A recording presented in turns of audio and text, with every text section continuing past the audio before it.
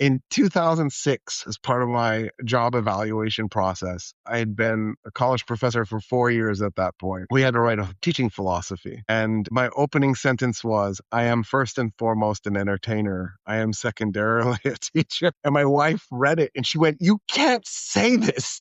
And I go, it's the truth, though. And the reason it's the truth is because a bored classroom doesn't learn. A bored classroom might learn enough to get through the test, but they'll dump the information. Our species is a storytelling species.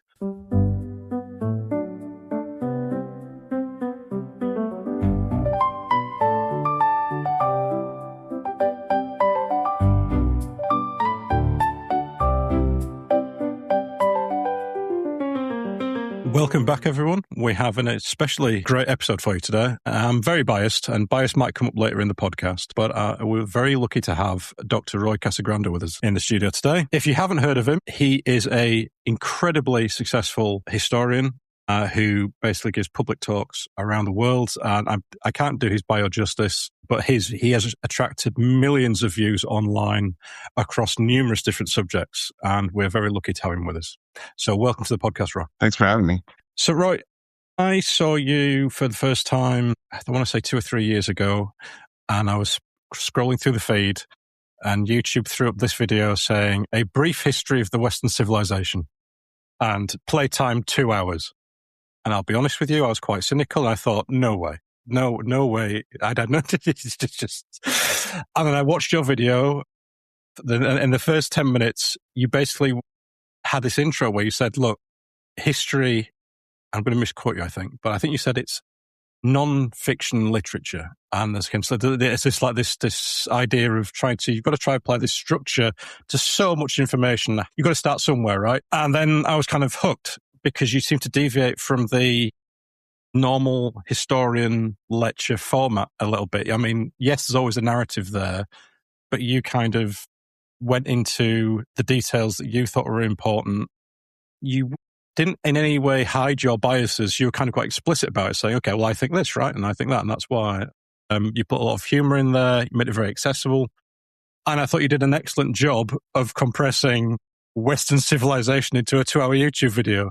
And I've been watching you ever since. So the reason why Howard and I wanted to speak to you was we're trying to get to the bottom of our own discipline of intelligence analysis. More fundamental than that, how humans break down big, complex things into simple, accessible comms, because that matters, right? When you're turning huge concepts into accessible stories that people can use. They have real utility. Let me start with what got you into history? Why is history important to you? Yeah, that's a good question. I'm not actually sure I know. When I was a kid, I found myself really fascinated with history and geography. Like I would spend hours poring over maps, and anytime I got a hold of a map, I would keep it. And then of course, my father used to tell me stories about his childhood and his family, and I think I got kind of hooked on the storytelling through him. And I guess over time, I started to realize that all history was, as you kind of already said, is just stories. And I guess I think there was another component, like a childhood psychological component, which was I didn't really ever understand the society around me. Like I always felt lost and confused, and like, why are we doing this, and why is that a thing? And I became really curious about how to get to the cause of those things and why we're here and why we're doing what we're doing. And so then I just kept reading history and building. Even when I was still in middle school, I was already really obsessed. So it just sort of happened organically. I'm not sure there was a real cause and effect. It just this is just a thing that I like. So is the correct term historiography? Is that the correct term for the study of history? Is that the technique you're applying as a historian? Is that right? I'm not sure actually if that's the right term that we should be using. I mean, in a way, I've always kind of thought of deconstruction, just because so much of history has been, as you've already said, like it's constructed in a way to create a narrative, and then we have to sort of ask ourselves the question: is that the narrative that makes the most sense?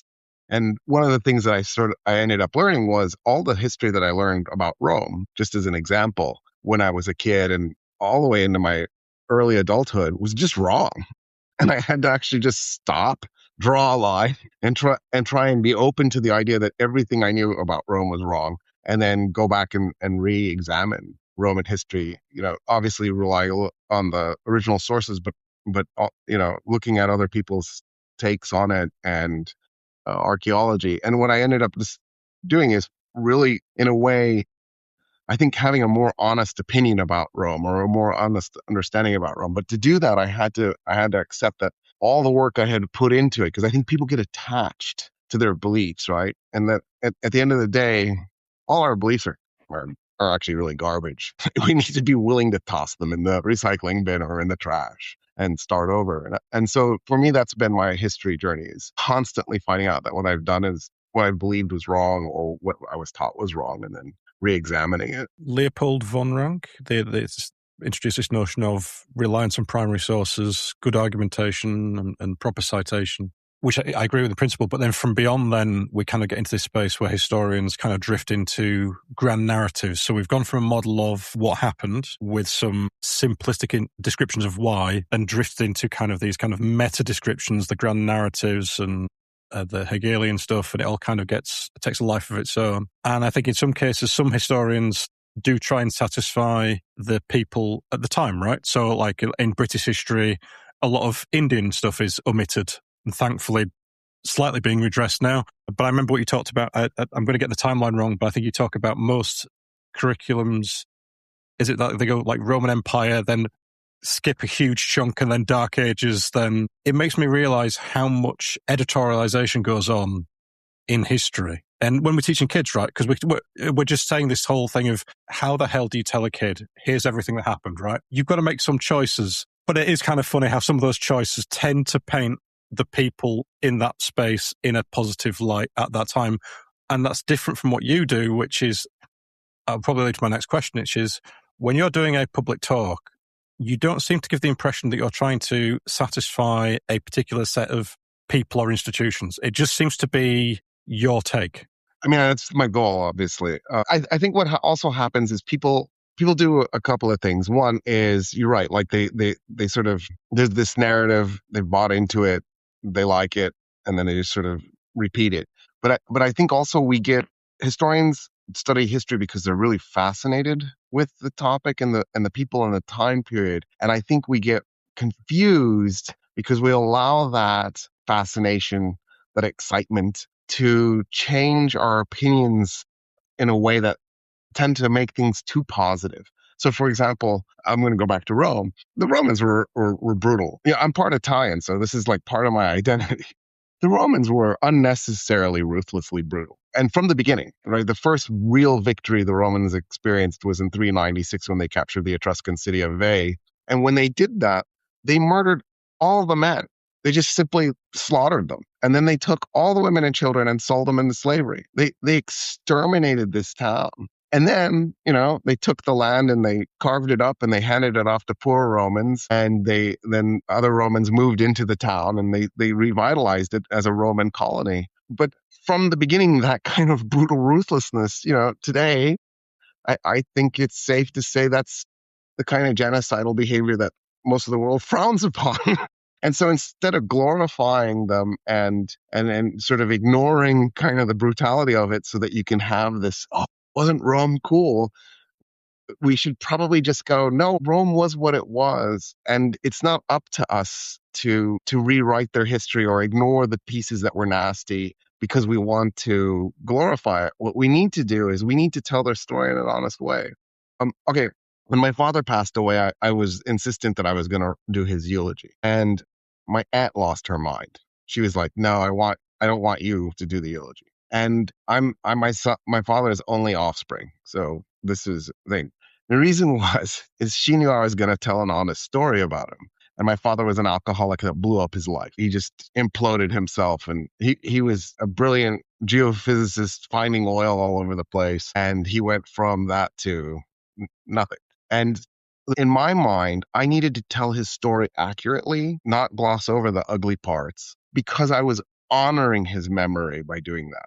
But if I glossed over the ugly parts and left out the stuff that made him a human being, it was in a way me saying he wasn't good enough. And I'm going to retell his story in a way that I think the world should think of him so that he can be a better person. But he can't be a better person than he was because he's dead. He can't fix it. And so she couldn't stop me. I did the eulogy. Afterwards, she came up to me and she said, that was the most amazing thing I've ever heard. I can't believe what you did. And she said, you told his story in an honest way, but you didn't trash him. You just told his story in an honest way. And she said, I wish we had recorded it. And so she made me actually do it again in front of a camera. And I sent it to her and she was like so grateful. And that's my goal with history. I don't want to, trash the past. I don't see what the point is. But I don't want to change their story. I want to tell it like it is. Now, it's hard to do because, first of all, especially if you're going back that far, we've lost a lot of the details. And, most of the accounts that we have of 396 Rome were written in the first and second century BC by guys who had an agenda. And so it's hard for us to know exactly what happened. We can get a little bit of archaeology in there to help sort of clean up the story. Rome was sacked 6 years later, and the Romans made it out to be the most awful, horrific thing that ever happened. And then the archaeologists went in there and dug, and they found no signs that the city was destroyed. There was no signs of fire. There was no signs of buildings being torn down. So it looked like it was a really gentle sacking. And so, we can fine tune with archaeology, but we still can't even know the full truth. So then comes the part where, and this is why I like to let people know what my bias is. Our bias comes in and how we interpret this information. And, like in the case of Herodotus, you read him because you need to, because there might be some truth that you can glean out of it. But from what I can tell, he lies a lot, like 85% of the time. He's a completely unreliable source. And so that, but that's also my interpretation of him. Another person might go, no, this must be real. Dogs in Egypt really did run when they drank from the Nile because they were concerned about being eaten by crocodiles. And so, that I think it's really complicated and it's really hard to get at the truth. I'm doing air quotes because we can't. There's no accessible truth at the end of the day. We could just sort of get a hint of it, a taste of it, maybe. Roy, you touch on a lot of things that are very critical to the work that we do and our thinking. The first thing is I like this idea that there's no such thing as objectivity. Everything, right from day one, has an element of subjectivity. Now, you as a historian, arguably you're looking at data from the past that was collected and collated and saved in some form hundreds, thousands of years ago in order to interpret what happened in the past. We do the same, but we're using it not just to understand what happened in the past for its own sake, but also to try and predict future human behaviour, maybe a risk or an opportunity or a threat. So we are a different kind of historian. The other key feature that you've mentioned, I'd love to write a book entitled Humanity is Bullshit, because if you think about, there's a philosopher, Karl Popper, who I love, who said, look, take humans out of it. Imagine the physical world without humans. And this is my phraseology, not his. Worlds are still spinning. Scientific and physical phenomena are occurring. Biology is still occurring. And it's depositing raw data in the environment. Then you bring the humans in, or biological animals, and our senses, taste, touch, smell, sound, allow us to collect some of that data. If we don't have a sensory piece of apparatus to collect the right data, even though it's there, we're not picking it up. So even the raw material, we're only getting a few pieces of the jigsaw. And then we take those few pieces, and they may be subjective because they're limited by our senses. All three of us are here are wearing spectacles. So clearly we have flawed eyesight, example, and we put that into our flawed brain. And our brain is another sensory apparatus. It's this central computer that creates a model in our brain, kind of out of mental plasticine of all this data. And that mental model of the world, the environment, is our baseline for how we interpret new data and come up with ideas and understanding. That's a really broad simplistic view, but it's a really good basis for looking at all the data. Look at what people might say are the most important texts in history. I disagree, but there are a lot of people who would disagree with me. Holy writing. We have the Bible. We have the Quran. They do not contain scientific information, i.e. the raw data that was collected from the environment with a quality assurance that says this is the limit of how we collected it. They're created and consist of different people's opinions on what happened and interpretation. It's secondary data. So we build our whole world on these constructs. And I love your idea of saying, I'm going to build a different construct. I'll try and get back to fix some of the errors and fallacies that I can see in the way that this data was created previously. And I also noticed some of those people did it deliberately because they may have had an agenda other than merely collecting the fact. But then I'm going to put another personal interpretation on it. So you are quality limiting your work. The downside of that is it tends to allow certain people to reduce its value, saying, well, even he's doubting his own work. We would disagree with that. We would say it's honest, and the fact that this author is actually self-regulating and self-testing and admitting these potential failures, like you might get in a good scientific paper where you're saying, this is what I did, but this is also where I think I went wrong or the limits were. It's not just the outcome, it's the way you got to the conclusions. That has more honesty and probably more integrity as a final product. What worries me is if you look at most of the data sources that we collect, the further back into the past you go, it's no longer just secondary data or one step away from reality. It's hundreds and thousands of steps away. Somebody's taken that ball of plasticine from the very first person who interpreted that and created a product, and then they've had a go. And somebody else has a go. They've taken it from the written format into the internet or to make a film. Go back to the 50s and 40s Hollywood's interpretation of the Roman Empire. And you think, what? So I really connect with what you're saying, and it shows how much our disparate fields have in common in terms of their raw process and their raw outlines. Yeah, I totally agree with all of that. So I'm going to add a piece. One of the problems too, is when we get the data, our brain has made a bunch of shortcuts like heuristics so that we can interpret the data quickly. And thank God, because there's so much data coming in all the time, we would be overwhelmed. We wouldn't be able to drive a car, right? Because there's just so much data, especially because you're probably like listening to loud music and you're probably texting and you're eating and you're trying to steer with your knees and there's cars zipping by and birds flying around and our brain just deletes a bunch of that data so that you can manage that situation. The problem is that also then makes it so that you often end up interpreting a bunch of input before actually interpreting the input. One of my favorite experiments that was done a few years ago was they split undergrads. I love experimenting on college students. So they split undergrads into two groups, the physical sciences and then the humanities and social sciences in another group. And they brought them into a room.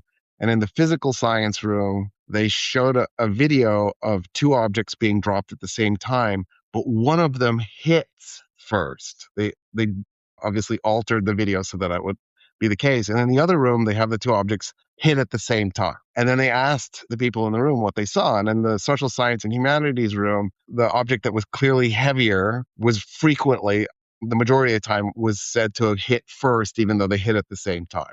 But in the physical science room, even though the object that appeared to be heavier hit first, they almost all said it hit at the same time because they knew that was what the outcome was supposed to be. And so here they are, in both cases, the social scientists and the physical scientists are supposedly trained to be observing fact and paying attention to those details. But the reality is our brains do a lot of interpreting before the information sort of becomes consciously in our brain. And that's a problem. We do exactly the same in law enforcement. We do it with not just law enforcement data, but witnesses. Obviously, witnesses to criminal events or whatever are important as sources of data. And I remember one test where they filmed a road accident, so vehicles having a collision. Nobody hurt. and one was a bus, kind of a coach. And they didn't get to watch the video. They read the reports. And one of the reports said the vehicles had an accident, a collision. The second set said the vehicles smashed into each other. The first set of witnesses described the accident. The second set described loads of broken glass as part of the smash.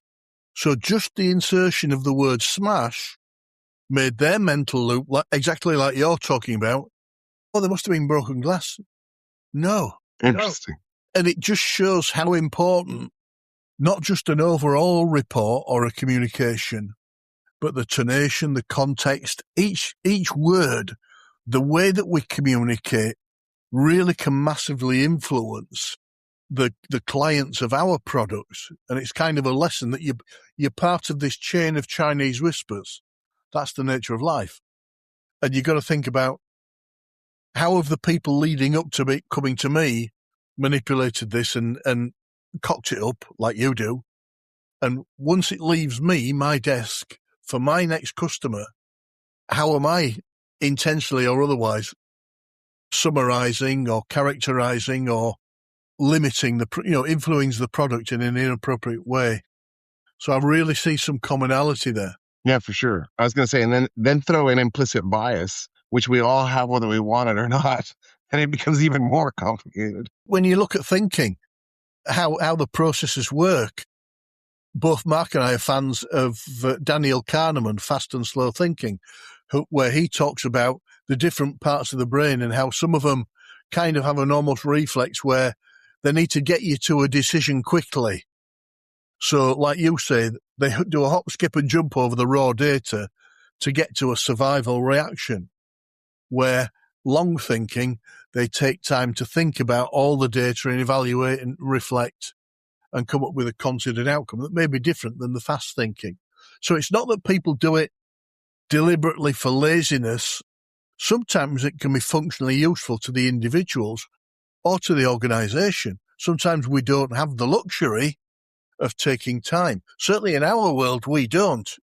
You may have time in as a historian. I'm not competent in any way to comment, but you can take your time, other than maybe a publishing deadline, to come up with a considered answer. Yeah. Where in our world, sometimes it's like the 4-minute warning during the Cold War. Yeah, the missiles are in the air. Where are they going to hit? Where are they going? We need a decision. And if it takes 4 minutes, 30 seconds, don't bother because it's too late. Yeah. So you have to make these compromises. I'm conscious that we may have kind of painted a very dark picture, essentially saying history is a massive game of broken telephone, which I accept it probably is to a point. But I think it still has value and merit.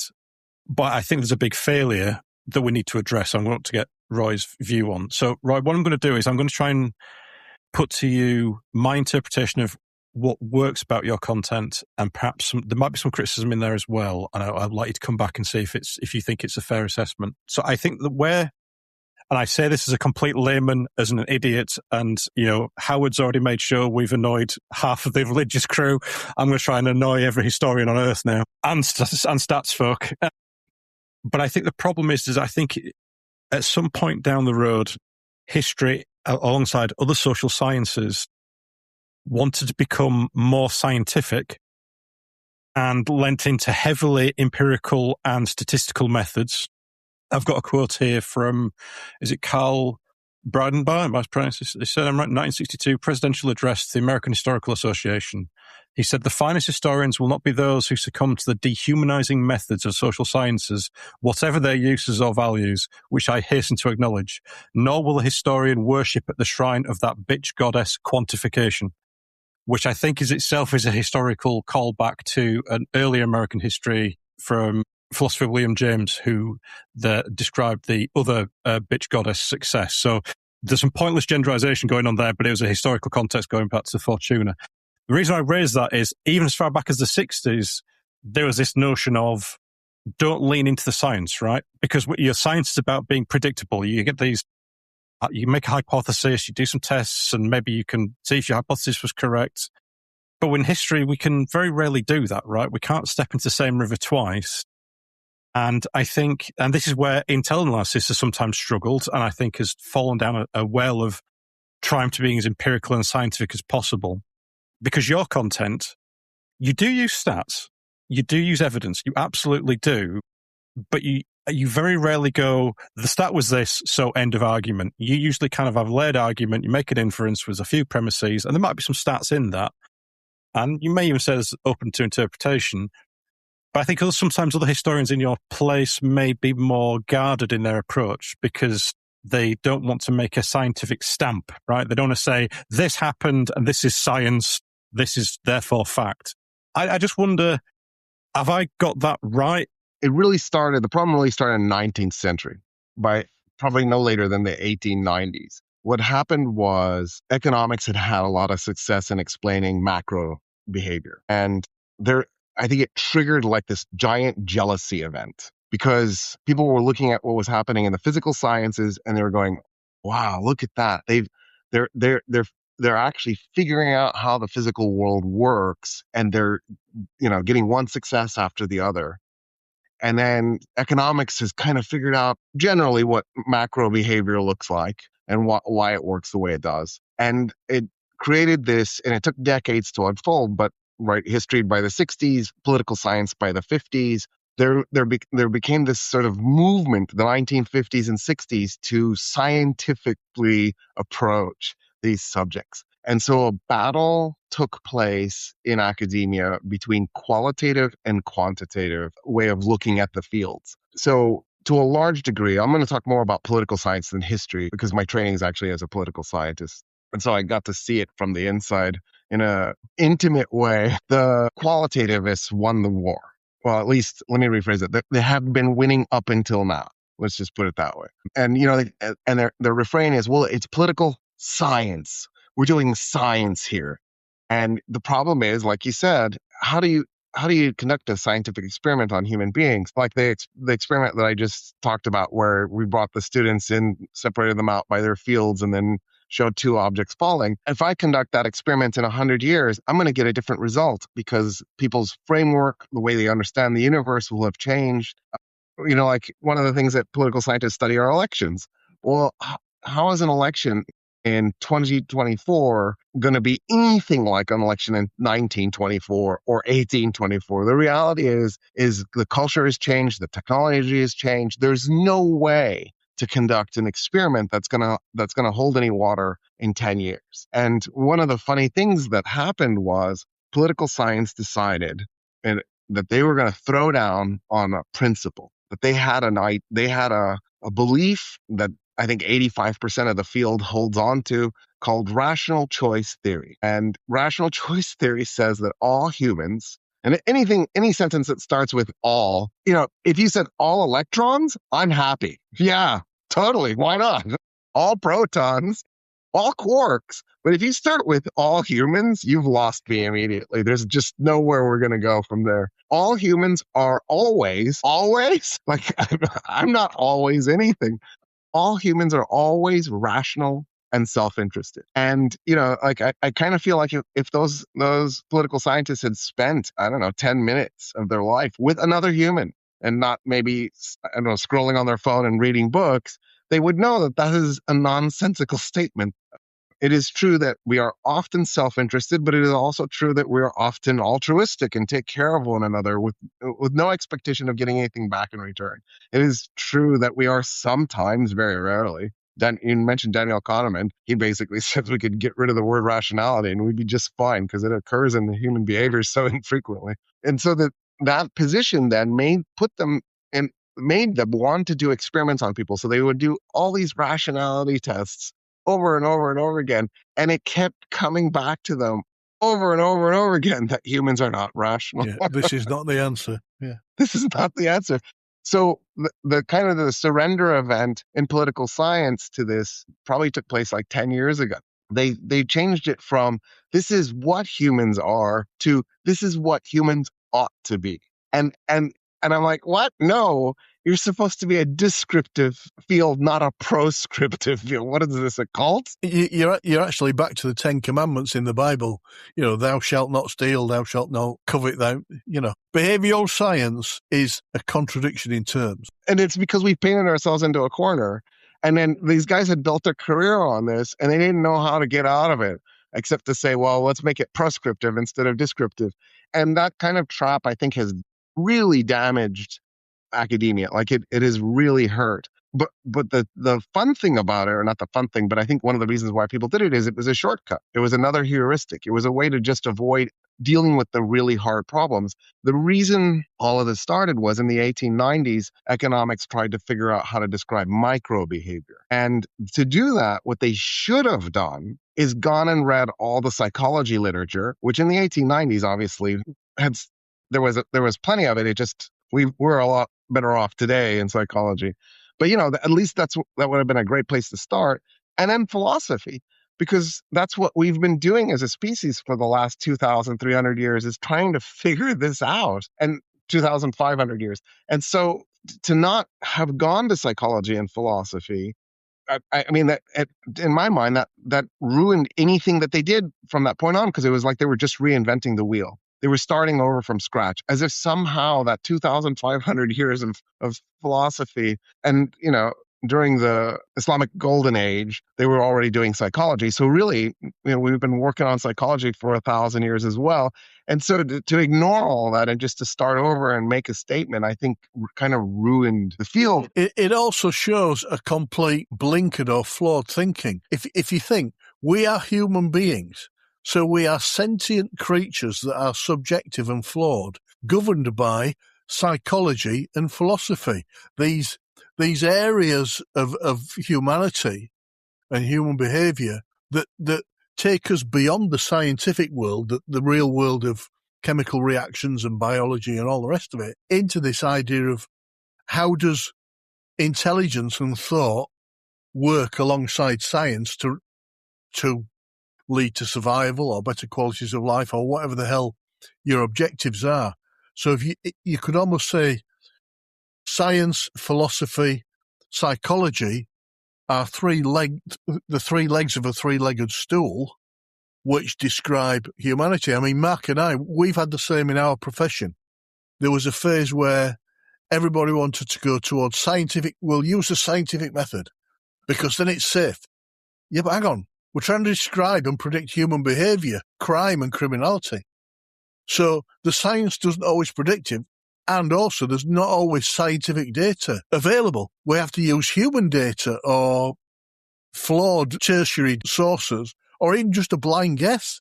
An educated guess where somebody says, look, it's an educated guess, is better than an uneducated scientific conclusion. It might be 100% correct in its methodology, but if the data was crap and the product's not aligned to the question, it's irrelevant. No, I was only going to add, Howard, that you were a homicide detective, right? And I've worked homicides, kidnaps and other stuff. We're not saying science has no value. We're saying is that something should be very scientific. If you're certain forensics, absolutely, you must follow a scientific process for due process and rule of law.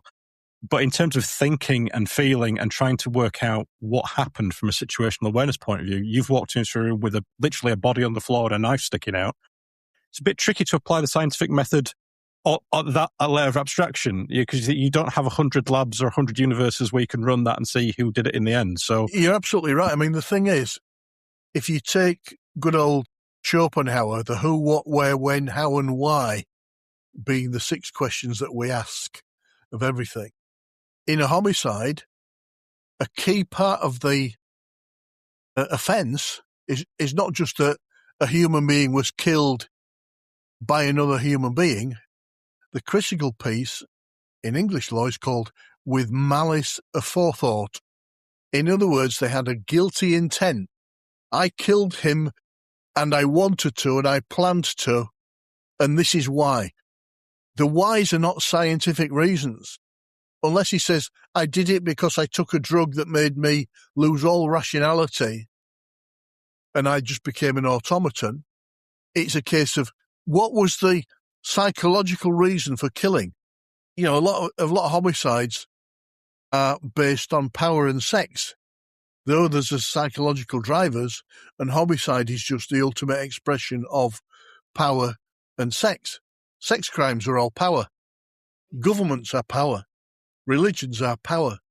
It's all about influence over the environment and over other people in its simplest form. That's not just science. That's psychology and it's philosophy, your values, your perspectives on how people behave. So Roy, how would you categorize what you do now? Okay, so actually, I want to go back to something you said, which was, you had said that we're painting kind of a dark picture here, and you want to push back a little bit and say that you think history has value. So I obviously think history has enormous value. I think there's a few things that I'm trying to do. One of the things I want to do is I want to tell the stories of people who have been erased. If you look at the number of movies that get made about history, there's a lot of stuff made about Henry VIII and Julius Caesar. Like there are these two guys that for some reason we're on a loop and we keep retelling their stories over and over and over again. And, and we don't even get his name right? Because his name isn't Julius Caesar. The guy's name was Gaius Julius Caesar. I don't know how he got Caesar out of Kaiser. And I'm always baffled, especially since it's C-A-E, not C-E-A. Like, I don't know, why is there a "sa" at the beginning? So to me, it seems to me that one of the things, if we want to understand our species, we want to understand who we are, we really need to get some other stories into the mix. And, there's been some effort, I think, to get some other stories from Europe, but we've done a really awful job of getting stories from the rest of the world. And even when we do the stories from Europe, we still do kind of an awful job. So one of my favorite ever TV series is Rome. And I'm on a Rome thing right now because I just did a talk on Rome yesterday, so it's all stuck in the front of my head. And HBO made this two season. There were supposed to be 3 seasons. They were told you're only going to get 2, so the last 2 seasons got crammed together. And you can see it was rushed, and it would have been better if they had stretched it out. But that's what they got. And for the record, in case you're one of those people who get sensitive about this, there's a lot of nudity and sex. Like I love it, but I don't want people to go into this going, wait a minute, this might be pornography. I'm not sure. Yeah. And then one of the crazy things that I think about the show is how many things they got right. They really did their homework, which I don't expect. I often expect people to just sort of blindly blunder in there and use their imagination and just rewrite everything. And they did their homework. There were little things that they got wrong, but they were forgivable. You just go, okay, fine, for story purposes or whatever. I'm making this number up because I didn't sit there and count the actors, but 99% were English, Scottish, and Irish. There were 3 Italians on the show. One of them was a slave who had a minor role. It wasn't completely zero. One was Vercingetorix, the Gaul from France. And the third one was a slave who plays an important role. And in the story, she's a slave from somewhere else. They never tell you where. They kind of hint that maybe it was the Balkans somewhere. But she's actually one of the only Italians on the show. And, she speaks with an accent. And they're like, where is that accent from? And she goes, from my country. Her country's Italy. And so in this really weird way, for the record, the actors are phenomenal. This isn't me criticizing the casting. It was phenomenal. But at the same time, there's this kind of, they're Northern European, they're really light-skinned. I have a friend from Sicily who's blonde. I'm not saying that there aren't light-skinned Italians. It's just there are, and I'm part Italian, so, and I'm not exactly the darkest guy the world has ever seen. I don't mean to do that. I don't want to eliminate light-colored people from the picture. I just want to include more people who look more Italian. There was an Indian actress in the show. So I kind of feel like she was almost there just because they were like, we really need to darken the place up a little bit. And so I think one of the problems that we have when we do our storytelling is there's too many voices get deleted. We leave too many people out of it. And the result is that we have a very myopic understanding of what it is to be a human being. We tend to see things through the lens of a white male. And I mean the whole planet. Like, I don't care where you're from. I think white male privilege isn't just that we have better opportunities for getting jobs when we don't deserve them. It's also that people tend to see the world through the lens of a white male. And I think that's a disaster. I think what that does is that makes it so that our understanding of the planet is dramatically reduced. I'll give you the classic anthropological story that kind of illustrates this. When anthropologists first started going out in the field and hanging out with gathering and hunting bands, they of course call them hunting and gathering bands, but I can't do that because I know too much about it. 80% of the calories comes from gathering. Why would you put hunting first? G comes before H in the alphabet. You're putting hunting first because men hunt, women gather. It's right, but the reality is it needs to be gathering and hunting. Anyway, so when they first started going out to these gathering and hunting bands and spending time with them, they were all men. So what would happen is when it was time for the men to go hunting, they would grab the men, the anthropologists, and they would take them hunting with them. So the anthropologists never saw what the women did. And then when the women first started going out in the field to study these gathering and hunting groups, the men, when it was time to go hunting, the women would stand up to go with the men, and the men would go, no, women can't go hunting. And so they were forced to stay behind. And when they were forced to stay behind, they saw what the women were doing. And then they realized, oh my God, there's a whole other culture, a whole other economy, a whole other set of behaviors that are taking place. Because originally they were called hunting bands. They didn't even bother to put the gathering in because I guess it never occurred to them that somebody actually had to go gather the vegetable matter that was being eaten. And in other words, the more voices we add, the more perspectives we add, the more accurate our understanding of our species becomes. I think that the role of historians should be, I think it's mostly been propaganda, but what it should be is to help us figure out how it is that we got to where we are with the goal of trying to figure out where we're going. I see history as a map, but actually maybe not a map. It's the pin on the map that tells you where you are. In other words, if I gave you a map and I gave you a compass and I dropped you anywhere on the planet, but you don't know where I dropped you, the map and the compass might be completely useless unless somehow you can figure out a landmark. And so what history should do is this is where you are. Here's the map. Here's the compass. Go. And now, because you know where you're starting from, you can get to some place. It helps us figure, like you think of the situation that we're in currently in the Middle East. How did we get to this moment? Well, one of the ways that we solve the problem is by figuring that out first. You're not going to solve the problem by bombing at this point, right?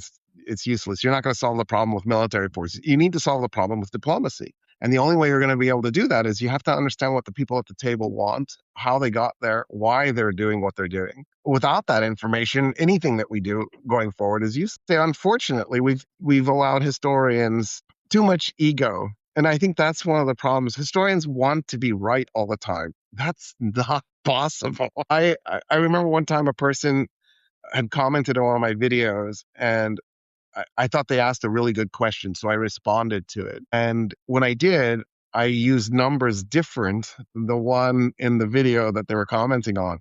And the person was like, oh, you're using different numbers. That tells me that you're wrong. And I was like, no, I've done more research and I've had to modify. I was wrong, I think, and then I might still be wrong. Being wrong is part of the process.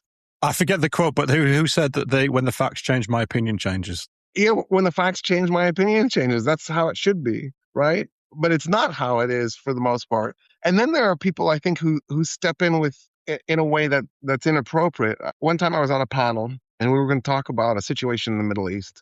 This is more than a decade ago. And I have a little bit of knowledge about the Middle East. The two other people on the panel were also spent a lot of their life studying the Middle East. But there was this other person, a fourth person on the panel, who went first because he was the big prestige name. And he was the guy that, if anybody was going to know people's names on that panel, it was him. And he went first because he had to leave early. And so he starts off by saying, look, I don't know anything about the Middle East, but I'm going to give you my opinion anyway. And of course, the three of us who have spent all this time working on the Middle East turn and look at each other and we're like, wait, what? What is this? Why are we letting this guy give his opinion? He's admitting he doesn't know anything. And here's his answer, by the way. we can solve all of the Middle East problems if we just bring back the Ottoman Empire and put the Turks back in charge. And I was like, oh, wow, why don't we bring back the British Empire? The Mongol Empire. I don't understand why we're limiting ourselves to the Ottomans. Let's roll the clock back. And then he left. And of course, the three of us are laughing, and we just immediately turn to the audience and go, I don't know what that was. That was a train wreck. There's sort of a built-in arrogance, I think, that too many people take into this, and we're just not humble enough. We need to remember that I don't care how smart you are, and I don't care how smart your 20 smartest friends are, right? At the end of the day, even if you put 100 of us together, we're really just not that smart. It's like we're in the dark, bumbling around. And the more voices we add, the more information we're at, and the more accurate our understanding would be. I watched... Just to bring the audience up to speed, we had a bit of a technical fault midway through recording. We were just chatting, and where you've caught us just as we were discussing essentially the almost evangelical approach to economics that some, not all, but some economists have when believing that everything can be explained in economics terms. And political science, and it's infiltrated much of academia, not all of it. Like in the United States, English departments tend to be this place where there's lots of critique and it's very qualitative. This thing of that's sort of taken over academia in the United States has really wrecked philosophy departments. They're underfunded, understaffed. The philosophy departments tend to just teach ethics. Ethics is useful. I don't think we shouldn't teach ethics. It's such a narrow band of philosophy, and there's all this other stuff that's just being ignored and not even taught anymore. And it's a disaster, I think. If our goal is to truly understand our species, if that's the goal of academia, then we're really messing up. We need to be reallocating resources away from number crunching. Don't get rid of number crunching. It's necessary. It's useful. It's not. I'm not saying that what they're doing is useless. What I'm saying is there's too much emphasis on the quantitative and not enough emphasis on the qualitative. Because at the end of the day, you need somebody to interpret.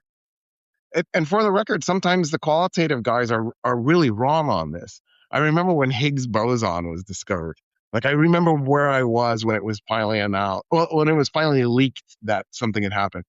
I was on a dirt road in Vermont listening to the BBC, and the scientist comes on and they're interviewing him, and they said, we're hearing rumors that maybe the Higgs boson was discovered. And he said, I can't say anything at this moment, but let me just say there's going to be very exciting news in the next few days.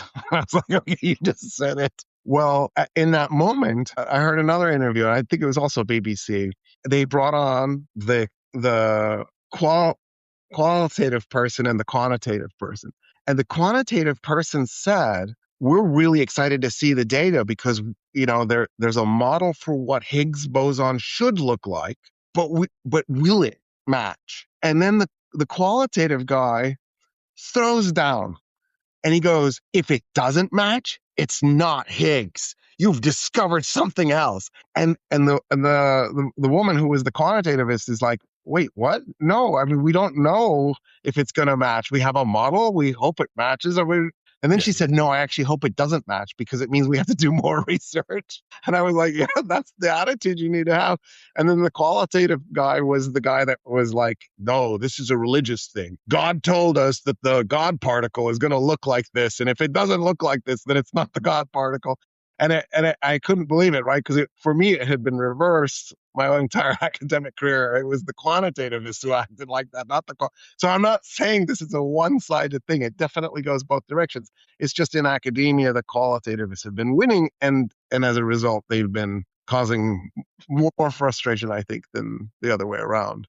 But that attachment to ideas, I mean, it's useful to a degree. It's good to be confident, but I think in academia you need to be open to the idea that you're wrong and just go, okay, well, maybe. And the numbers did come close, but they weren't quite right, which was amazing because now more research has to happen.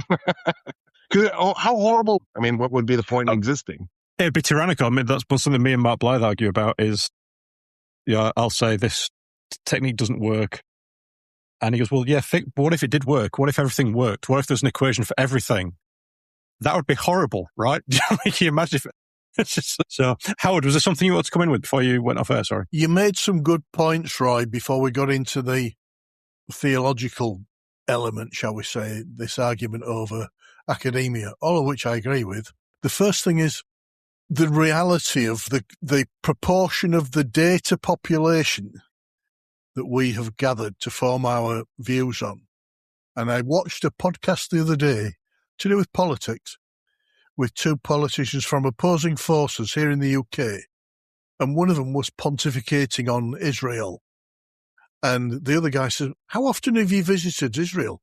Oh, I've been there 4 or 5 times in the last 10 years. Oh, how long were you there? Well, I went for several hours. Where did you go? Well, I was in, I don't know what it was, but the Hyatt Regency, some hotel. Did you go to Gaza? Did you go here? Did you get that? No. She says, right, you're an Englishman. If I went to Manchester and went on 6 times and spent 5 hours there, what's the likelihood that the data sample I gathered would be truly representative in any way, shape or form of reality in Manchester? And that's exactly where we all are. That's why I think more than anything, no matter how good our processes, if you start from a point of failure, being honest, listen, this is the data I've got. It's a very small sample. It's old. It's corrupted. And it's going to change. So this is where you need to be in terms of a level of confidence in what I'm saying. But I've gone as far as I can with it with my skill set. That's you as a historian, us as the intel analyst. It comes up with an honest product where if you start from a position of, I am successful, I am complete, trust me, it's perfect, the moment they find out that you're flawed in any way, the whole thing's gone. Where if you start from failure, even if the product you come up with is failed product, you can say, hey, I warned you, so they can trust and have faith in you. That was the first thing. The second thing was, I liked what you said about this aspect of how the data was gathered when you're talking about the hunter-gatherers and things in Rome. I'm a student of family history. My family history and my wife's. My wife is Irish, I'm English. My wife is Catholic. My ability to go back, I was alive when 3 of my generations were alive. So I was able to interview them back to great-grandparents and capture that information. But beyond a certain time after that, I'm back into purely public records. There's a point where there was no such thing as photography, so there are no photographs. So I'm down to these accounts that are created by government or by organisations, including the church. Now, my family never had any money. They were wandering peasants, farmers through the Industrial Revolution, various wars. So the police, as they turn up, the ones who served in the army, there are records of them, but it tells me about the male member of my family who served. Not his wife, not his kids, not where he worked for the rest of his life, just his military service. In the national census, when you watch those go back, they'd come to your house and complete a list of who was in the house on that day. So there'd be name, role, head of the household or wife or child, age, occupation. They'd record the number of windows, the number of rooms, because that was a route to government management and taxation. So if you paid rates, government taxes, there were separate records for you. If you had a will, there are records of wills. But most people didn't pay rates because they had no money. Most people didn't have wills because they had nothing to leave. So they are invisible to the environment. So again, the data's flawed because of the agenda of the reason the data was collected at the time. My wife, being Irish, we looked for records. In Ireland, a lot of the census documents were lost. There was a grand fire in 1941 that destroyed most of the paper records. Luckily, the churches were good at keeping records. Unfortunately, the language of the church in the 1800s was Latin. So if I'm looking for an ancestor called William Murphy, for example, he is not William Murphy. He is Wilhelmus something else. Now, that's the problem with that is I can't go to a parish church and look at that paper record.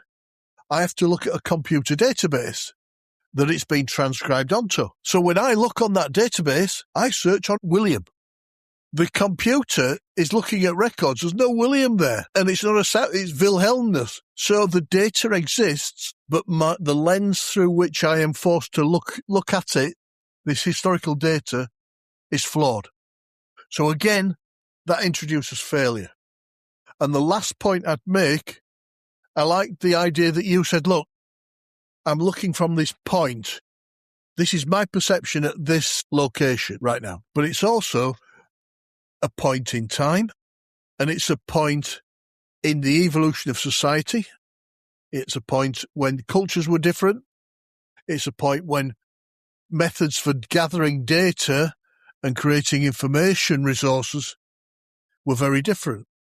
And if you can't get all that perspective and context into your understanding to qualify your understanding, it's always going to be a far more flawed product.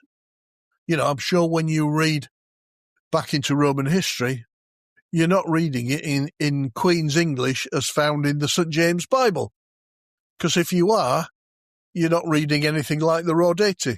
So that voyage of discovery to qualify and quality assure, no matter how poor, your understanding of that data of itself is of value because it proves to your audience this guy isn't working from conviction.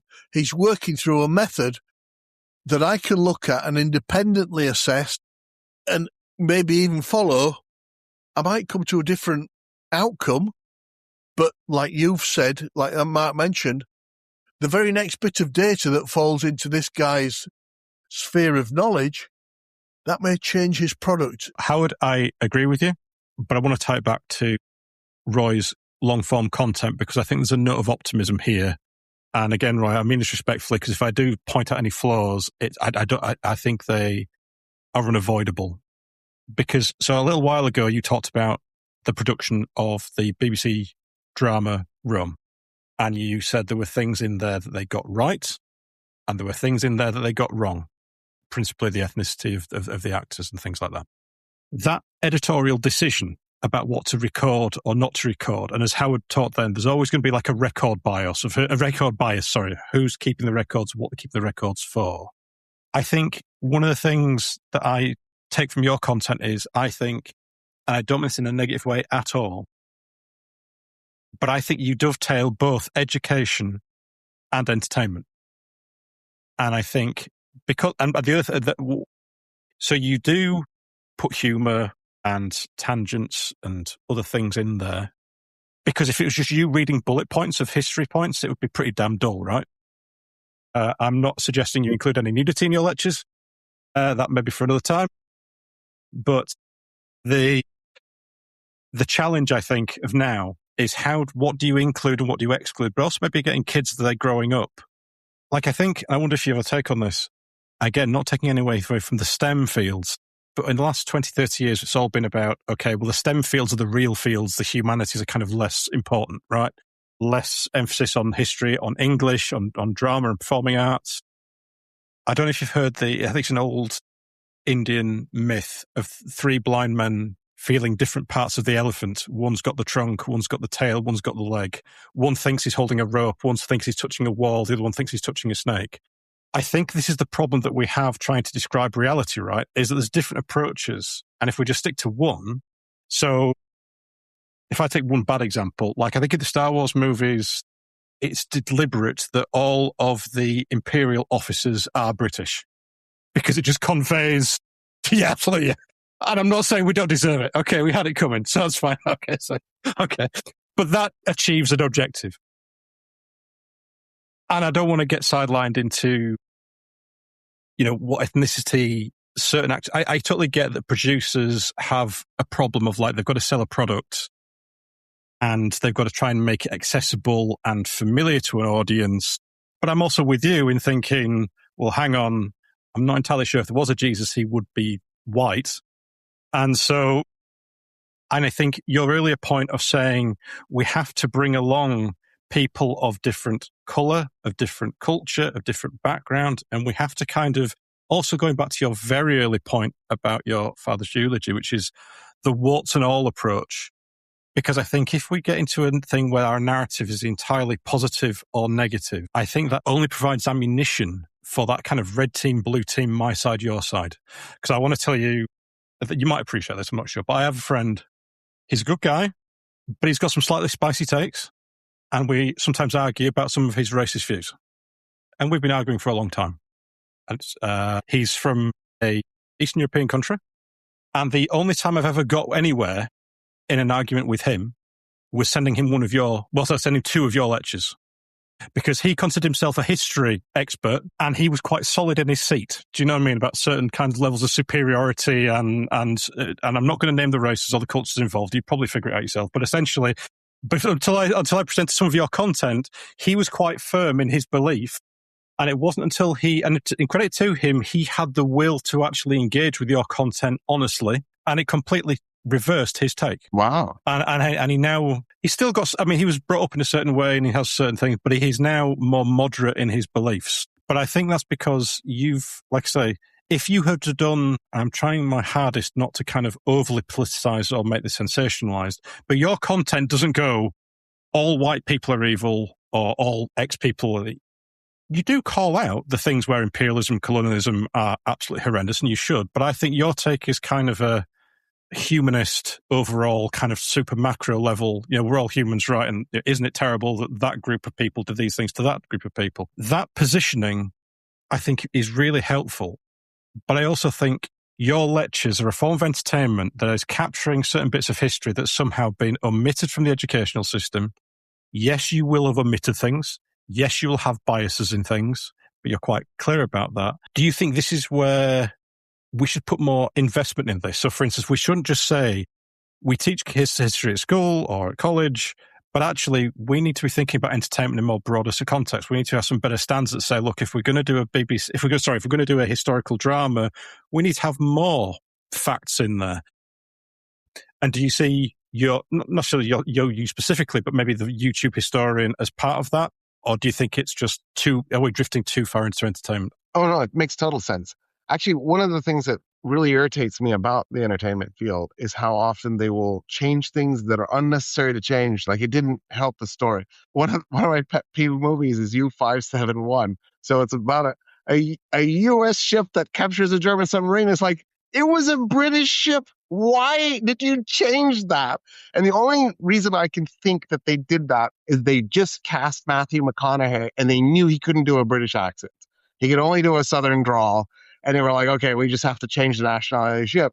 But also, I think there's this component of our audience are dumb and they will never be able to see the world through any lens other than an American lens. And I think one of the reasons why the audience is dumb and is like that is because you're not showing films that force them to look through the world through other people's lenses. And to the point where you actually change the nationality of a British ship to an American. Like, how ridiculous is that? Cause and effect. Yeah, exactly. It's a feedback loop. If you would just challenge your audience and push them, they will grow and they will keep up with you. As an educator, I firmly believe that. So I've always made it so my class was harder than what my students could manage, right? I wanted it to push their limits as much as I could. Now, in the end, I also don't want to break their confidence. So my goal was, I'm going to make this class this hard, but I'm going to grade them at this level because that's the level they're at. They're sophomores. I don't want to treat them like seniors. They haven't had that experience, but I want to give them a senior level class and see if they can make it and push their limits. I don't want to talk down to them. I don't want to go to the lowest common denominator. I want to force everybody to go up. So that's always been my philosophy. And I think, unfortunately, Hollywood, because and the entertainment industry in general it's capitalism. It's just money oriented. They don't want to do the hard work to pull the audience along because they'll lose money in the beginning doing it. In the long term, when you think about it, like Hollywood's screwed. It keeps making these Marvel movies. Don't get me wrong, some of those Marvel movies were actually really good. I'm not against Marvel by any means. This isn't that. I just think that what's happened is because Hollywood has created such a myopic view of the world to the point where they made a movie about jazz and there's like one black actor in the movie. You're like, what? How did this happen? How did she realize that you could whiteify a movie about jazz? I think they've created this tiny myopic view of the world, and they've, as a result, lost the ability to tell all these really amazing stories, and they've run out of material.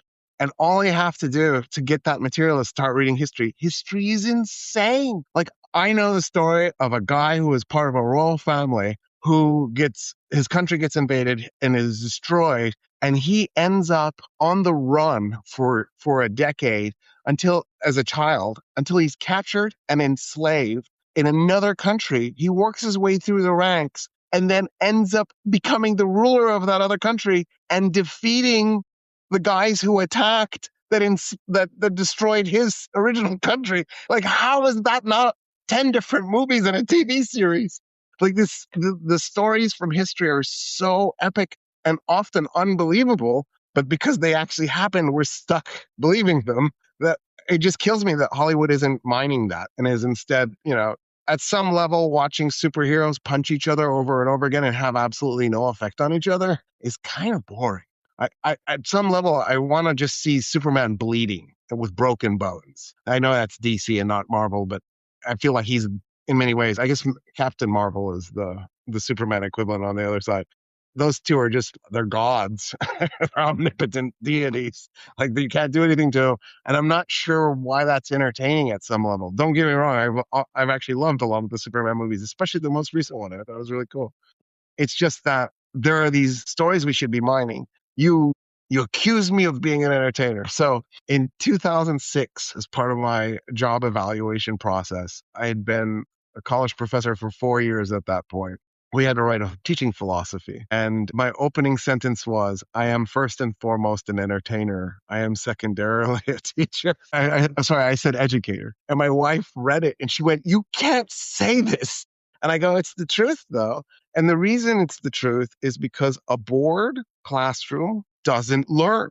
A bored classroom might learn enough to get through the test, but they'll dump the information. Our species is a storytelling species. And I realized this because as a person who was really trying to get to my students, I felt like the only way I could do it was I had to keep them engaged. So instead of telling them the principle, like, okay, this is how the government works, these are the principles, I would pull out a story about Eisenhower, and then I would demonstrate the principle and show what Eisenhower went through, and with the hope that they would go, I'll remember the story about Eisenhower, and instead of I'll remember a bunch of facts. And that's how I learned history. And to me, that was the most intuitive way to teach it. So yeah, I totally believe that I am an entertainer, but because I think that's the way you access people. Think about what we used to do before writing. So, it's 5,500 years ago, and Sumer, actually, let's make it even further back, because there was actually proto-writing by that point. So, it's 6,000 years ago, and nobody's doing even proto-writing at that point. There's pictographs and paint, some pictures and sculptures, but no writing. Well, how did we pass knowledge on from one generation to the next? We story told. And then in the stories are the lessons that you need to learn. And then people would memorize those stories and they would pass it on to the next generation. And those oral histories we now know frequently didn't get that modified over time, that they stayed concrete because people learned how to memorize the stories word for word, so that when they pass it on to the next generation, they would pass it on word for word the way it was. Like, one of the things that we've discovered recently through archaeology is that the Viking sagas were actually shockingly accurate. Like, in the beginning, everybody was skeptical. These are completely wrong. They're mythical. And, we keep finding, wow, this, like, one of the things that the Viking sagas kept pointing to was there were women warriors who as queens ruled without a king and, led expeditions and went into combat with shields and swords and armor. And, we dismissed that as this Brunhilde thing that the Vikings had, is this Germanic shield maiden thing. And, archaeologists kept digging up these kings Viking chieftains. And in the 1970s, a woman archaeologist did the test. There's a really easy test to determine the gender of a skeleton.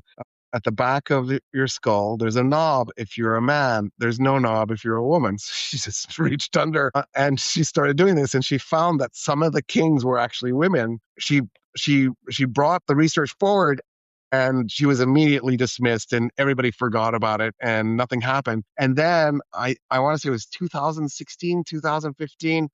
I think she's British. This researcher went and looked at one of the skeletons this woman had pointed to and said, "This isn't a man." And they did a DNA test, because maybe he got hit in the head and that knob broke off. There's no evidence of breakage, but let's just pretend that she did a DNA test and it turns out, yep, that was a woman. And so we know that the oral histories were actually oftentimes extremely accurate. Here's where I think we've really screwed up in the last few years, and you brought it up already, and it's this emphasis on STEM. We need a bunch of scientists. Like, this is not me saying we shouldn't be doing this. And we need to expose women to the STEM fields, because one of the things that we've done as a sexist planet, right? The whole planet probably qualifies as misogynist, not just sexist. One of the things that we've done is we've discouraged women from getting into math and science. Well, they're 51% of our talent pool.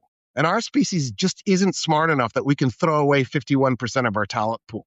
So we need to put this work in STEM, and we need to do this gender correction. Having said that, not at the expense of the humanities and the social sciences. And the reason I'm throwing down on this isn't just because I'm a social scientist. By the way, physics was my other passion. Like, when I met my wife, she was working on physics, but she loved political science, and I was working on political science, but I loved physics, and we immediately connected.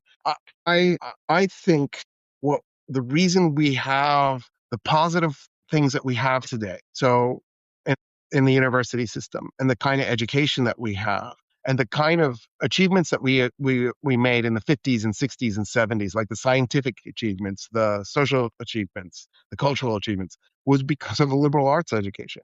And a liberal arts education is, we throw everything at you.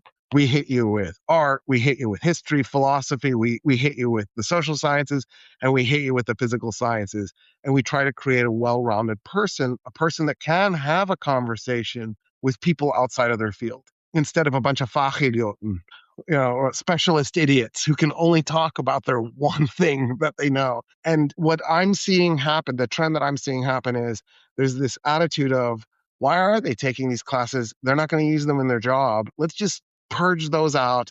Let's see if we can shrink the amount of time people are spending in college. And that's wrong. We should increase, instead of a 4-year degree, it should be a 5-year degree. And there should be a year of just pure electives where all people do is take classes outside of their field. And I'm a firm believer in the liberal arts education system. I think it's one of the reasons why Great Britain ended up the empire that it ended up as. It's because it created the kind of people that were necessary to pull off the kind of exploits that they did.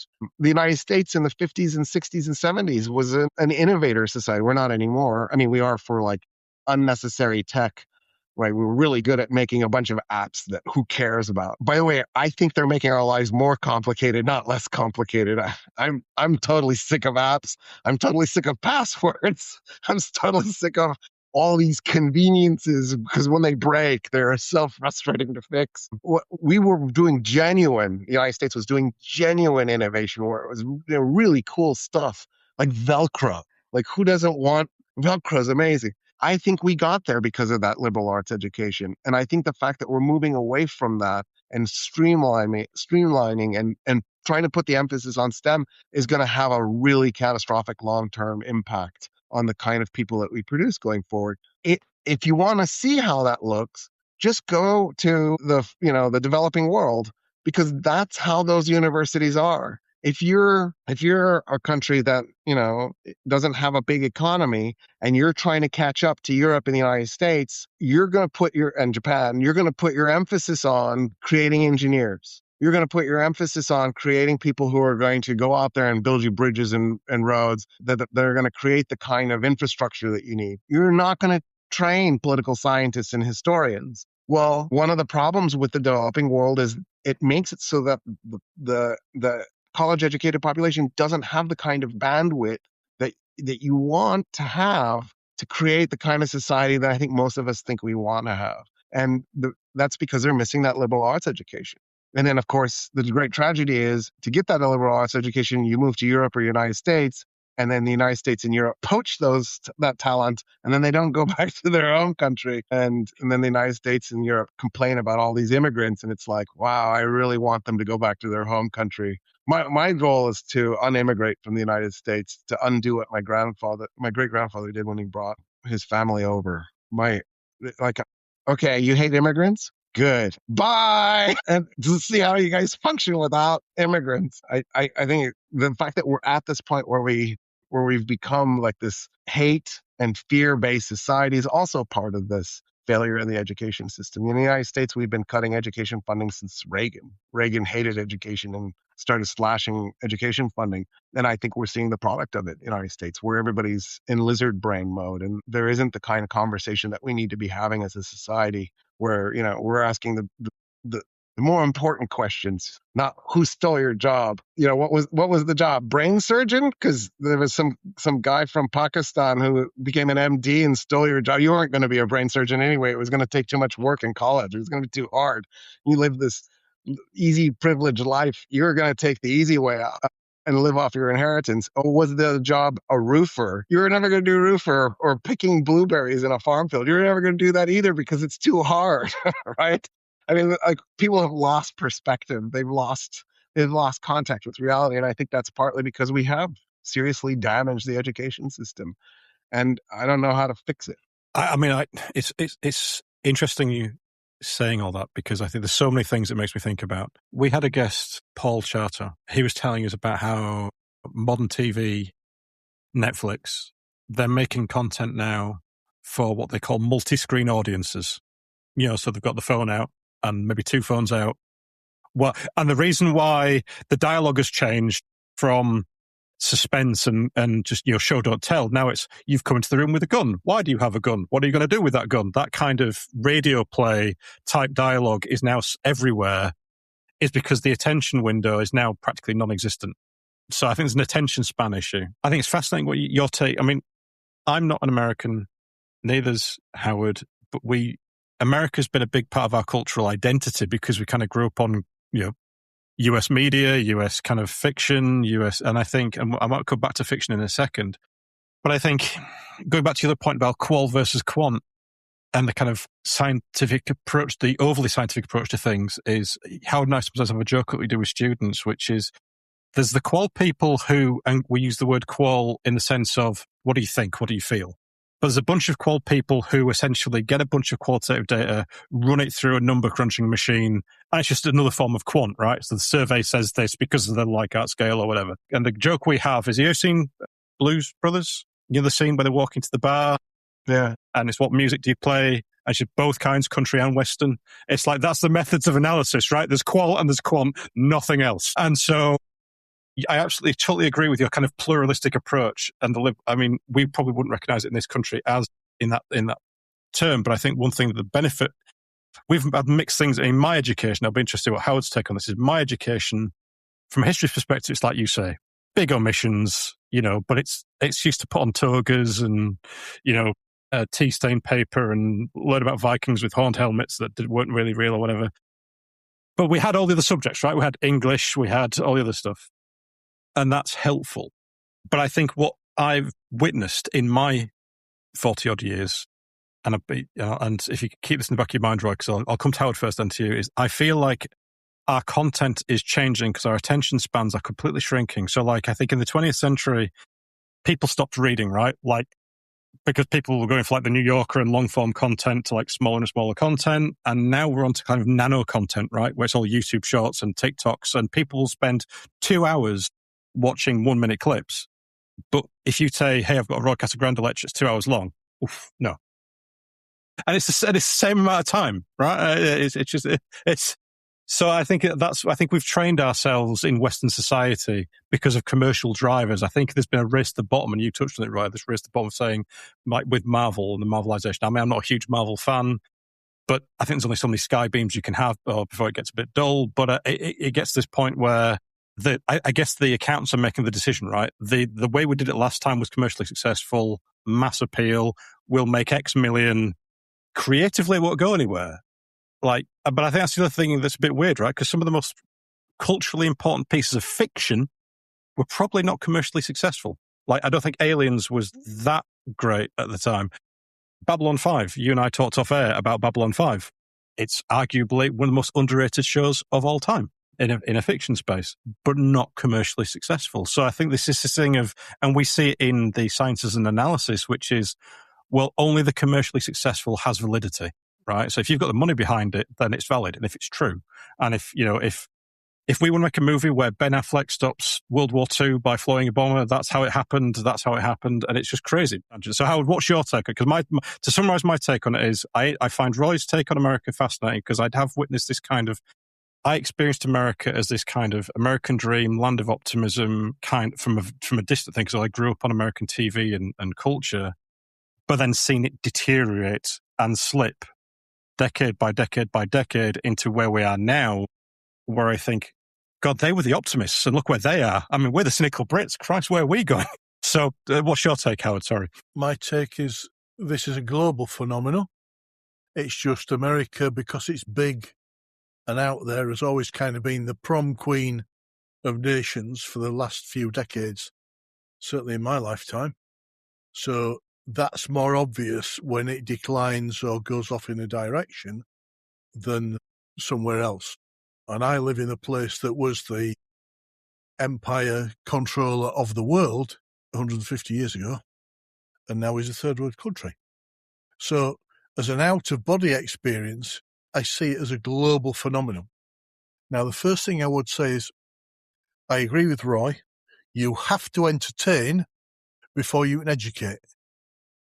Because what you're trying to do is persuade people either to accept your point of view, or at the very least, give your point of view some consideration, rather than all the other data streams and options that are presented with. And one of the things that stands out for me with that is, look at who the data pool creators are of today. Here's you and I, Mark, two fat blokes from Wakefield with a skill set that's fairly credible, to say the least, in our field, globally. And we have a podcast with a small number of followers. Roy has a far bigger impact. So in 100 years' time, if any of this data still exists, people are more likely, historians, to come across Roy's content than ours. But who are the big influencers? The Kardashians of the world, the Kanye West, and I'm not knocking those people as individuals, but who are the ones who've created the content that's going to be most voluminous and accessible globally about the world? And I think of it like aliens. If aliens sent a probe and captured all the data that's out in the ether right now, a view of the world, God only knows what they'd come up with. But it will be so far from reality that it doesn't bear thinking about. That's the Let's first hope thing. they're not quant. In terms of thinking, I agree with Roy. As a professional throughout my career, I have always tried to educate myself to be open-minded and have diversity of the way I think about things. And I've always tried to build in my teams and in my students diversity of thought. The more perspectives we have, the better, because you've got a better chance of finding flaws or finding common agreement which might substantiate the validity or not of your argument based on that data at that moment in time. That matters. But you'd also almost get to a point of individuals in society. We're working here as professionals in a field. Roy's a historian. We're information scientists in our field. But every single human being on the planet needs to employ diversity of thought. That's what biology, God, or whoever gave us as a tool to interpret the world, react to it, and improve our quality of existence, be that survival or more calories than we need. And none of the science deals with things that are intangibles like emotion or love or hope or ambition. You know, you can science the hell out of these things and talk about hormones and psychology and all the rest, survival instincts. But there's always the little bit that science doesn't explain. And just one example, recently, Roy, within law enforcement, in the intelligence arms, it is predominantly male and has always been so. But many of the organisations we work in are male-oriented or male-managed. Now, that contradicts with this idea of diversity of thought. In the UK, there are 2 intelligence services. MI5 looks at internal UK government stuff. MI6 looks at the world. And MI5 realised that all these male white or even non-white male thinkers tended to do the same thing and come up with the same conclusions with the data they were given. So they've gone out and actively recruited women because they think differently. Their mental structure, their emotional structure, their perspectives are different to males. And that different perspective they've recognised is of value. And what they've even done is what we call here positive discrimination. They all have to meet a certain standard, a level of skill and intellect to get the job. So it's not that we're dumbing the job down to let them in, but maybe they didn't get the educational opportunities to develop STEM or other subject matter to get them to that level. So they'll recruit a woman who has potential and put her through that kind of academic education as a precursor to see if they can meet the same level as males entering the profession, so that we maintain, like you say with all your students, you're trying to elevate them, not bring everybody down to a level of the weakest, but to take the weakest to the level of the highest. And for me, that was such a refreshing change of what is a really blinkered, didactic, focused, structured, controlled British establishment bureaucracy. Does that make sense? Yeah. And the reason is, unlike academia that likes to talk about, these security agencies are thinking about that matters. They don't need to publish the latest paper to be given their academic tenure. They're dealing with the risks to the world, kind of like medicine, that could result in the end of the world or the end of our society, or by being prevented, could guarantee a better future.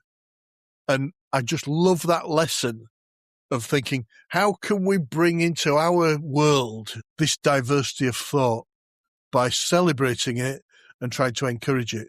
When I first started doing the podcast, or not my podcast, but my YouTube channel, we've been turning some of the content into podcasts. But when I first started doing it, everybody told me you're an idiot. Why are you doing these 2-hour lectures? Nobody's ever going to watch them. 10 minutes max. You should really be doing 2-minute videos. And my answer was simply, I don't know how to do that. There are people out there that know how to do that. I can't. I can't tell a story in 2 minutes. I can't tell a story in 10 minutes. I need the 2 hours. So I just started doing it. And when I started doing it, my thought was, nobody's ever going to really watch my content. Maybe I'll have 100 people over the years, and I don't care. I'm kind of just doing it for myself and that 100 people, and see what happens. When I took off and started, becoming a little bit of a phenomenon, I was confused, and I still am. Like, I'm still confused. But what it taught me was people actually do want the long content. And there's a little bit of a feedback loop, and I'm going to keep giving them the 1-minute videos, and they'll go waste 2 hours on it. And one of the reasons they're wasting the 2 hours on it is that's the content that's being produced. And I think there's so much of what's happening is self-fulfilling prophecy, that what we've done is, and it goes back to that Hollywood thing, by not giving the other material, you don't train the audience to look for it. And so I think You were talking about how your guys' content doesn't have the kind of wide reach. I think the answer is we need to keep at it and just keep plugging away and hope that the people who are making the longer content and the people who are trying to dive in a little bit deeper do somehow have an impact. Because even if your audience is relatively small, the people in that audience are talking to other people. There's like a ripple effect in society, and I think that's the thing that gives me comfort is no matter who you are, if you're doing good and you're making the world a better place, there's a ripple effect that goes throughout your community, but also goes forward into time. And the work that we do as individuals isn't wasted. It's not meaningless. It really does add up. So if you're doing evil, you're making the world a trash place because of it. And if you're doing good, you're making the world a better place. And so I just think that we need to remember that all of us really do matter. There's 8 billion of us. And if all of us jumped at the same time, it would have an impact on the planet. Like there's enough mass here and there's enough of what we're doing that we matter as individuals, obviously. So I wanted to point that out. And then let me see what my other notes were. Oh, yeah. So then the question of, am I an educator or an entertainer? I started thinking about it, especially, I think Howard had said something that triggered me to think of this. Or it might have actually been you, Mark. I don't want to miscredit this. But Montessori, the idea behind Montessori is that work is play. Play is work. There's no difference between the two. So if you're training your kids from the beginning to work hard, they're really playing hard. And that's to me, that's been a life lesson that the harder I work, the more fun I have.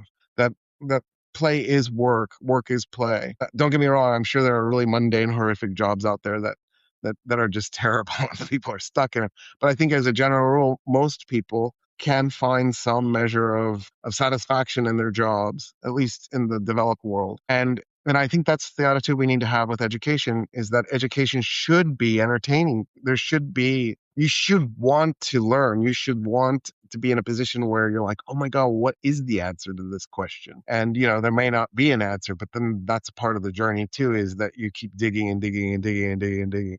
Another thing I want to do is I have a question. What do MI 1 through 4 do? They're all military intelligence branches. Oh, really? So there really is an MI 1 or MI 2? So that there's like MI 9 and MI, yeah, but I don't know if all of them still exist. Oh, okay. I thought it was something like in the United States where just random numbers popped up. I'm not going to do this from memory. It's on Wiki. But yeah, so basically I think they're all pre-World War, some World War I, some World War II. You had the, I believe it was Ministry of Intelligence. And I think MI9 is Escape and Evasion. Wow. Can you remember any of the MIs, Howard, off the top of your head? I wouldn't want to get them wrong and mislead the audience. Like you say, good old Google, that'll give you yeah, I'll just look it up later. The internet is the greatest source of junk food information in the world.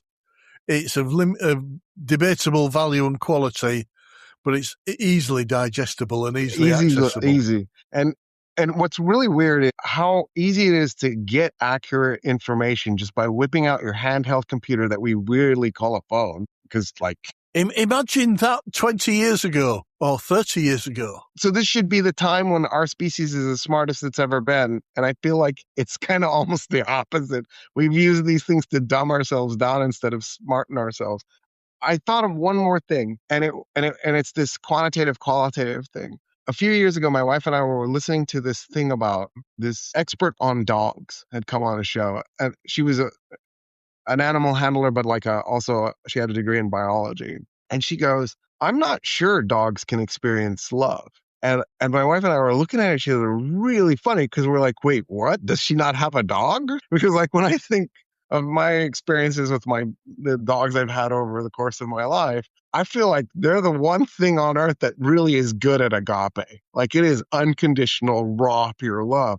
And what I think happened in her case, because the woman was really smart, like she was talking about all these interesting things about dogs, but then she just ends up on this thing of, I have a dog and I'm not sure the dog actually loves me. And, what's happening here? What I think happened to her is something that also happens more broadly with anybody who's doing research or anybody in academia, is we get stuck looking at the parts and we forget to put the parts together and look at the big picture. And I think that's where the quantitative qualitative divide sometimes hits, is you've got the little pieces, the little ingredients, the data, the facts, the parts of the analysis. You put them together and then you create the big picture, and that's the story. That's the full story. And the whole is greater than the sum of its parts. And I think we sometimes really just lose that piece. I am going to throw down right now and say dogs are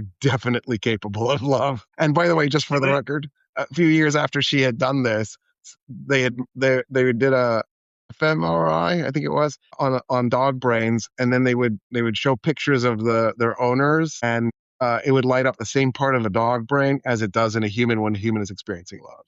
So there's now empirical evidence that dogs do experience love. If you ever want to screw with a quant expert, just remind them of the scientific method that says if you've got a load of data, you come up with a theory that explains it. And if the theory doesn't explain all the data, it's wrong. And they will tie themselves in knots because quite often they're either ignoring data, like you say, or they're misinterpreting the data in their theory with the dog. Well, does your dog ever lick you? Yeah. Oh, well, it likes the salt on my skin. Well, says who? Did you ask the dog that? Have you done a control experiment with a salt lick? But Howard, that's a really important point. It's how quickly quant people will go qual when they need to. Absolutely. Do you know what I mean? It's like nobody can be 100% quant. Maybe AI, I don't know. But do you know what I mean? We just can't do it. At some point, you've got to go, I think this just because. Yeah. And it's just, and I don't think there's anything wrong with that. But no, right, that's interesting. I think that I just Googled it and okay. For as much as that's worth, apparently dogs produce oxytocin, and they produce more of it when they're hugging people. So I think that's another kind of string to the bow that, I'd like to put money on that, and I don't want to, disparage this lady in any, I just wonder if she was a cat person. Maybe, I don't know.